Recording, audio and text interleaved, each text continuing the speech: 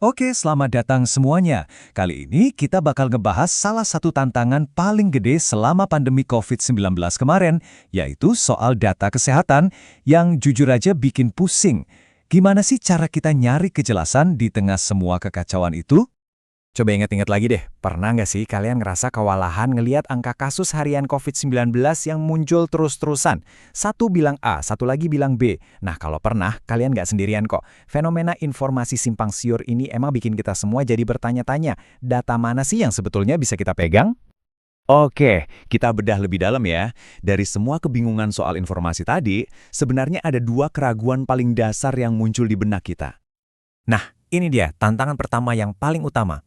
Soal validitas. Saking banyaknya sumber informasi, jadi susah banget buat kita misahin mana sih data yang beneran akurat dan mana yang ya sekedar lewat aja. Terus muncul keraguan kedua, dan ini nggak kalah penting. Pertanyaannya gini, angka resmi yang diumumin tiap hari itu, apakah udah benar-benar ngegambarin kondisi semua pasien di lapangan, dari kota besar sampai ke pelosok-pelosok desa? Jadi, poin pentingnya tuh, ini bukan cuma soal kita sebagai masyarakat yang bingung, para ahli sendiri juga lagi kerja keras buat nyari tahu sebenarnya akar masalah dari semua itu ada di mana sih? Nah, buat nemuin solusinya, para ahli ini harus jadi detektif dulu. Mereka mulai dengan 3 pertanyaan kunci. Di mana persisnya hambatannya? Kenapa masalah data ini bisa sampai terjadi? Dan dari sisi teknologi, solusi apa yang paling pas buat benerin ini semua? Dari sinilah pencarian akar masalahnya dimulai. Dan dari pertanyaan-pertanyaan tadi, para ahli nemuin satu hambatan paling fundamental. Sesuatu yang mendasar banget. Bisa dibilang kayak ada fondasi yang hilang di dalam sistem data kita. Apa itu? Yuk kita lihat. Coba deh kita bayangin, data kesehatan kita itu kan dikumpulin dari ribuan tempat yang beda-beda di seluruh Indonesia. Ada rumah sakit, puskesmas, klinik, lab, sampai dinas kesehatan. Masing-masing itu ibaratnya kayak satu kepingan puzzle dari sebuah gambar besar kesehatan nasional kita. Nah, ini dia inti masalahnya. Semua kepingan puzzle tadi itu nggak nyambung satu sama lain. Data dari rumah sakit A nggak ngobrol sama data dari lab B. Masing-masing jalan sendiri-sendiri.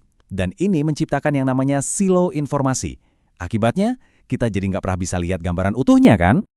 Jadi solusinya gimana? Impiannya adalah membangun sebuah sistem kayak gini. Sebuah platform tunggal berbasis teknologi yang bisa nyatuin semua data dari sumber yang beda-beda tadi, jadi satu database yang kuat, solid, dan bisa diandelin. Oke, jadi paham sama masalahnya itu baru langkah pertama. Pekerjaan rumah yang sesungguhnya adalah gimana cara kita ngebangun jembatan yang bisa ngehubungin semua pulau-pulau informasi yang selama ini terpisah-pisah. Jadi ini dia langkah-langkah perjalanannya. Pertama, kita semua harus sadar dan mengakui kalau data kita memang terpecah-pecah. Kedua, kita cari tahu apa aja hambatan teknologinya. Ketiga, kita bangun satu sistem yang terpadu. Dan tujuannya apa? Supaya data yang kita punya itu benar-benar solid dan bisa diandalkan oleh semua pihak. Dan kita tutup pembahasan kali ini dengan satu pertanyaan reflektif. Ini bukan lagi soal angka atau teknologi semata, tapi ini soal masa depan kesehatan kita semua. Kira-kira, bisa nggak sih teknologi jadi alat buat menyatukan data kita demi membangun Indonesia yang lebih sehat dan lebih kuat buat kita semua? Jawabannya ada di upaya kita bersama.